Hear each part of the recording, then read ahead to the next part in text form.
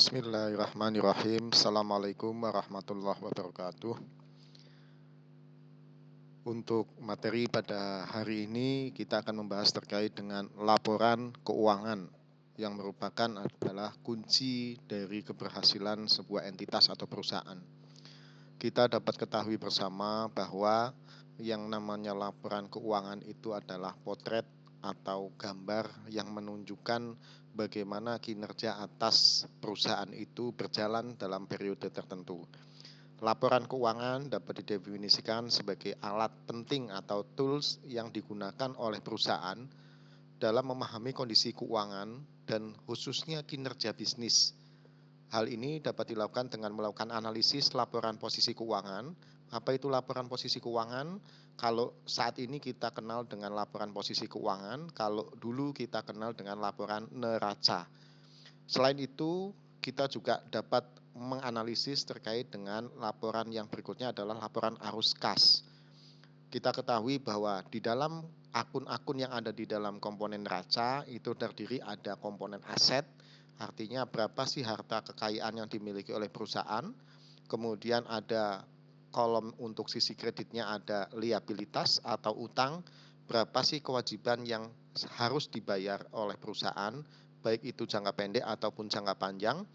Dan juga ada modalnya, modal bisnisnya, apakah itu modal sendiri, modal eksternal, ataupun modal dari lain-lain sebagainya, misalnya modal saham dan sebagainya, atau modal dari laba ditahan dari tahun sebelumnya dan seterusnya.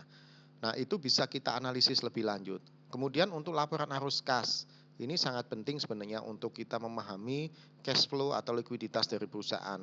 Namanya saja laporan arus kas, maka bisa kita pahami bahwa itu menandakan arus kas artinya adalah berapa uang yang masuk atau kas masuknya berapa dan uang yang keluar. Nah, di dalam laporan arus kas itu dibagi beberapa identifikasi aktivitas. Umumnya ada 4. Satu, aktivitas operasional, aktivitas pendanaan atau pembiayaan, kemudian ada aktivitas untuk investasi, kemudian ada aktivitas transitoris. Transitoris itu masuk dan keluar. Jadi ada kurang lebih ada 4 aktivitas. Nanti akan kita bahas bersama. Nah, kemudian apa tujuan kita melakukan satu penyusunan laporan keuangan? Setelah kita bisa menyusun laporan keuangan, maka langkah selanjutnya adalah bagaimana kita melakukan analisis atas laporan keuangan yang sudah disusun. Nah, hal itulah yang nanti akan dijadikan sebagai dasar bagi manajemen atau direksi untuk melakukan pengambilan keputusan strategis dalam hal untuk pencapaian target atau goal jangka panjangnya. Baik, mari hari ini kita akan membahas itu secara tuntas, termasuk nanti ada contoh-contohnya.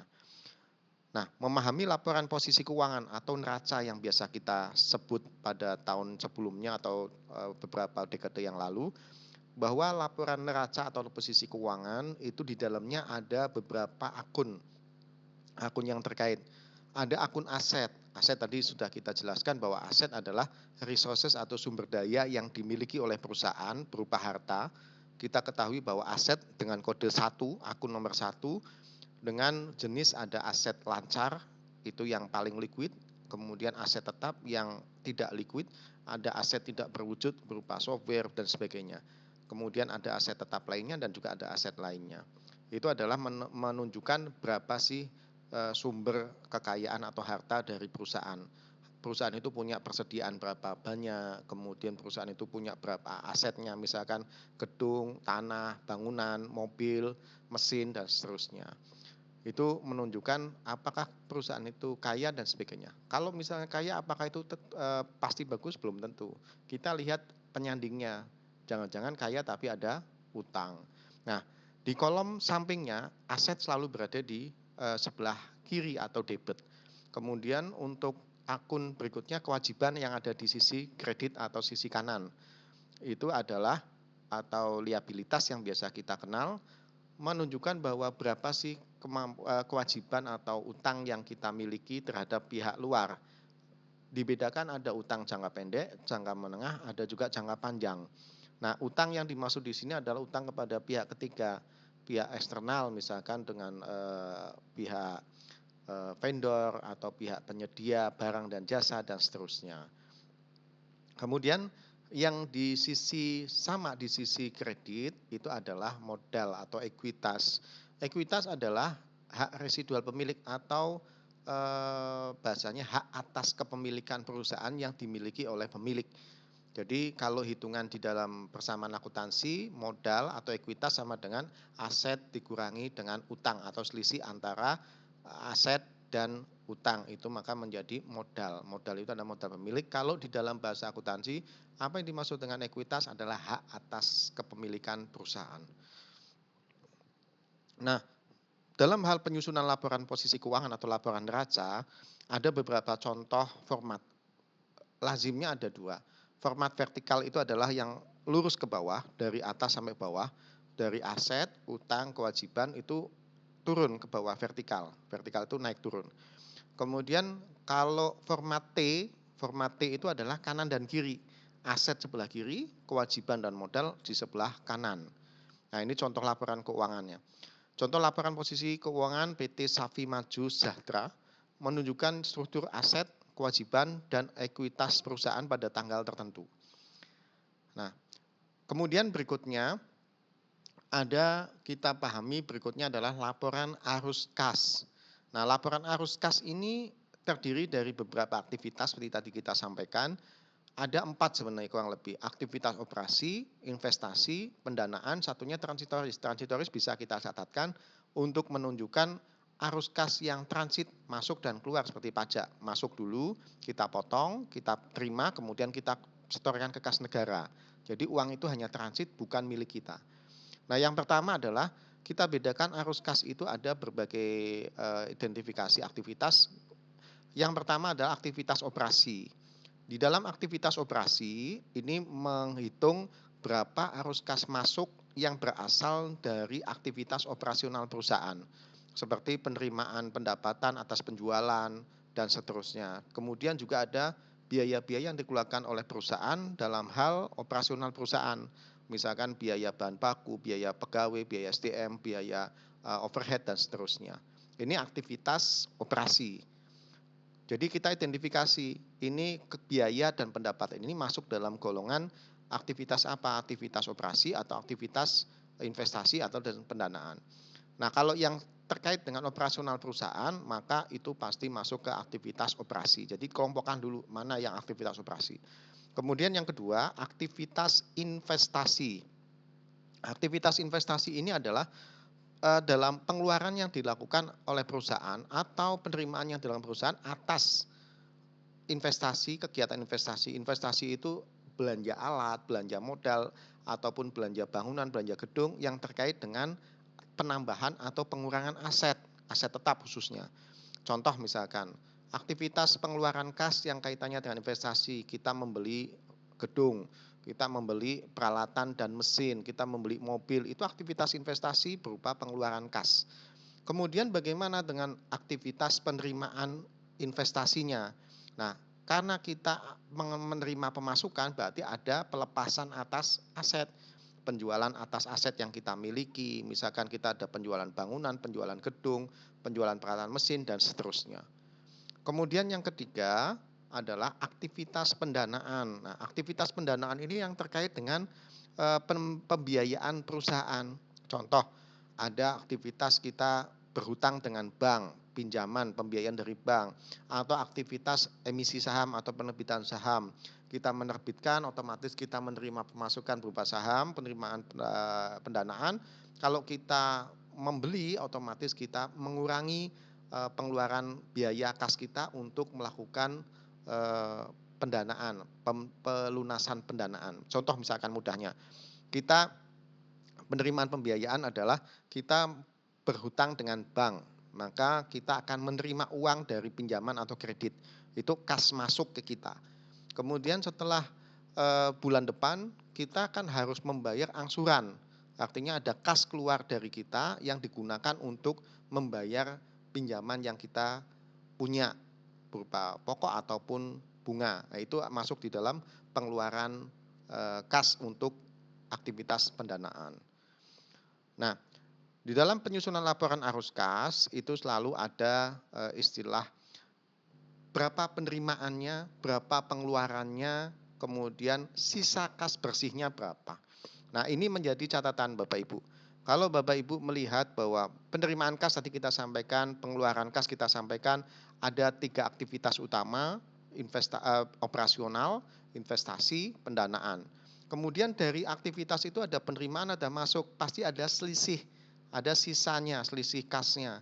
Nah, itu nanti namanya adalah arus kas bersih. Untuk nanti telusur review atau audit, nilai yang tercantum di dalam arus kas bersih ini, nilainya harus sama dengan kas yang tersebut di dalam laporan posisi keuangan atau laporan neraca. Jadi jumlah kas sisa yang ada di dalam laporan arus kas bagian paling bawah itu harus sama dengan nilai kas yang tercatat di dalam laporan posisi keuangan atau laporan neraca. Nah, kalau kita sudah bisa menyusun, nah sekarang kita selanjutnya adalah, maka kalau kita hanya menyusun, barang itu buat apa, laporan itu buat apa, pastinya akan kita gunakan untuk langkah berikutnya, yaitu adalah pengambilan keputusan. Nah, untuk melakukan pengambilan keputusan maka perlu dilakukan adanya pertimbangan analisis rasio keuangan yang kita lakukan. Ada beberapa rasio-rasio yang umum atau lazim kita gunakan untuk melakukan analisa laporan keuangan. Yang pertama adalah analisis rasio lancar. Ini rasio lancar adalah menunjukkan kemampuan perusahaan dalam memenuhi kewajiban jangka pendek. Jadi nilai rasio lancar adalah persediaan aset lancar dibagi dengan kewajiban lancar. Jadi ini adalah kewajiban jangka pendek. Nanti bisa kita lihat beberapa pendekatan rumus atau rasio, kemudian juga dengan definisi operasionalnya. Prinsipnya rasio lancar adalah kemampuan kita untuk memenuhi kewajiban jangka pendek. Jangka pendek itu adalah kewajiban yang harus dipenuhi kurang dari jangka waktu 1 tahun. Kemudian rasio utang terhadap ekuitas, ini adalah rasio utang, nilai utang, total utang dibandingkan dengan ekuitas atau modal pemilik, modal sendiri. Artinya berapa besarkah perusahaan itu berjalan atau kemampuan nilai asetnya dibiayai dari mana yang paling besar komponennya. Misal kekayaan perusahaan itu apakah besar dibiayai dari modal sendiri atau dibiayai dari utang. Semakin besar utang itu semakin leverage rasio itu semakin besar dan juga itu menjadi perhatian. Jangan terlalu besar untuk melakukan rasio utang. Utang secukupnya, memang diperlukan adanya utang jika kita ingin melakukan ekspansi, tapi kalau kita punya modal yang kuat lebih baik pakai modal sendiri. Kemudian yang berikutnya adalah rasio kas. Nah, ini rasio kas ini menunjukkan kemampuan perusahaan dalam memenuhi kewajiban jangka pendek menggunakan kas. Bedanya apa dengan rasio lancar?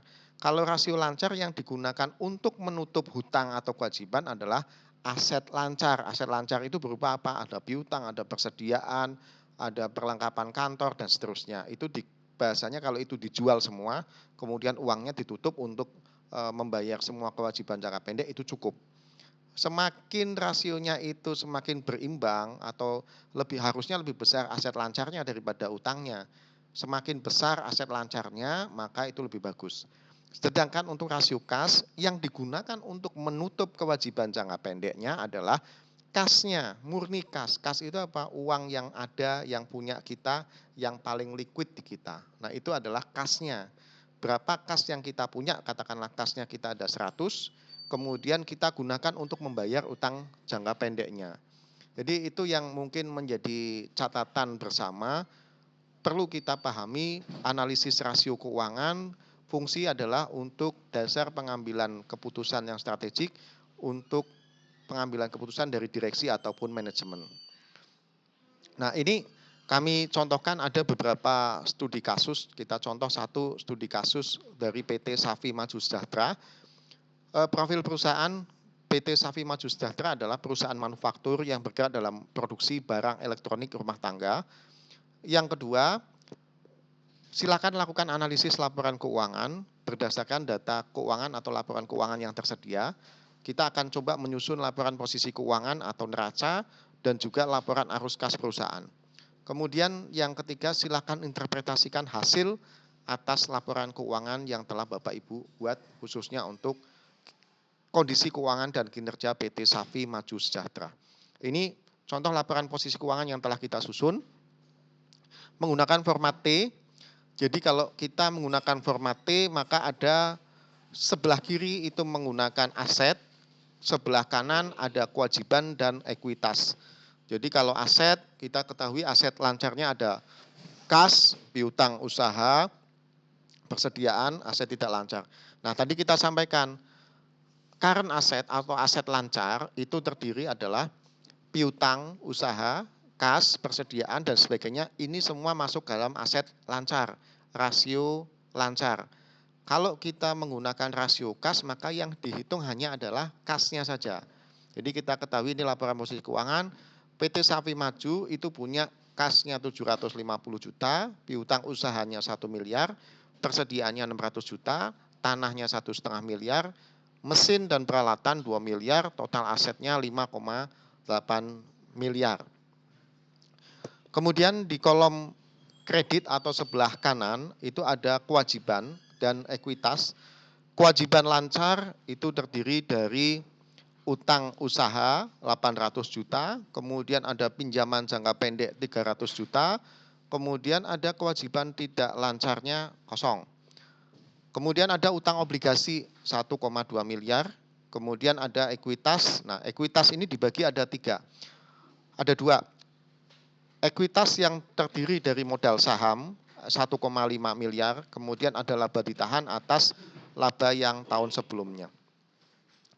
Nah, kemudian laporan arus kas. Kita ketahui laporan arus kas, penerimaan dari penjualan itu 5 miliar, kemudian pembayaran atau biaya yang kita keluarkan untuk BHP atau overhead, bahan habis pakai atau overhead, dan juga beban atau biaya operasional lainnya sebesar 800 juta. Menghasilkan arus kas bersih dari aktivitas operasi sebesar 1 miliar. 1 miliar itu terdiri dari mana? 1 miliar itu terdiri dari selisih antara penjualan yaitu kas masuk yang kita peroleh sebesar 5 miliar dikurangi dengan biaya-biaya yang kita keluarkan dalam hal kaitannya operasional perusahaan. 3,2 miliar ditambah 800 adalah 4 miliar. Sehingga 5 dikurangi 4 sama dengan 1 miliar. Kas bersih masuk dari aktivitas operasi adalah 1 miliar. Kemudian yang kedua, arus kas dari aktivitas investasi. Investasi itu adalah tadi kita sampaikan dari pembelian ataupun penjualan atas aset tetap yang kita punya. Perusahaan melakukan pembelian mesin baru, otomatis penambahan mesin. Kalau kita beli otomatis ada uang yang keluar, artinya pengeluaran kas sebesar 800 juta menghasilkan arus kas bersih investasi sebesar 800 juta. Kenapa ini minus? Karena uang ini adalah arus kas keluar. Arus kas positifnya tidak ada karena kita tidak ada penjualan atau divestasi aset. Yang berikutnya adalah arus kas dari aktivitas pendanaan atau pembiayaan. Perusahaan menerbitkan saham baru atau emisi saham senilai 500 juta. Kalau kita menerbitkan saham sebesar 500 juta, logikanya adalah perusahaan akan menerima arus kas masuk sebesar 500 juta. Kemudian perusahaan akan membayar dividen. Membayar artinya ada arus kas keluar sebesar 200 juta. Menghasilkan arus kas bersih dari aktivitas pendanaan sebesar 300 juta. Didapat dari mana? Dari 500 juta dikurangi 200 juta sehingga sisa kas bersih masuk itu sebesar 300 juta. Demikian untuk materi pada hari ini terkait dengan laporan posisi keuangan, laporan arus kas, dan juga analisis laporan keuangan biasa kita gunakan.